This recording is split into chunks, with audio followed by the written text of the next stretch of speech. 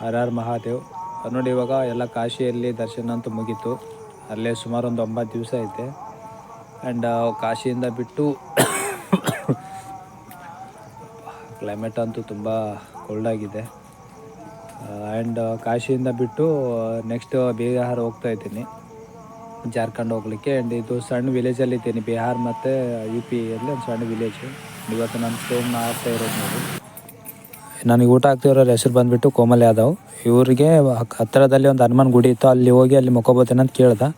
ಅವರಂದ್ರೆ ಅಲ್ಲೇ ಹೋಗಿ ಮಕ್ಕೋತೀಯ, ಇಲ್ಲೇ ಮಕ್ಕೋ ಅಂತೇಳಿ ಅವ್ರ ಮನೆಗೆ ಹೋಗಿ ಊಟನೂ ತಂದು ಕೊಟ್ಟಿದ್ದಾರೆ. ಅನ್ನ, ಚಪಾತಿ, ಆಲೂಗಡ್ಡೆ ಪಲ್ಯ ಜೊತೆಗೆ ಊಟ ಮಾಡಿದ ಮೇಲೆ ಕುಡಿಲಿಕ್ಕೆ ಹಾಲು ಸಹ ಕೊಟ್ಟಿದ್ದಾರೆ. ತುಂಬ ಧನ್ಯವಾದ ಇವರಿಗಂತೂ. ಇವತ್ತು ಟೆಂಟ್ ಆದರೆ ಹಾಕಿಲ್ಲ.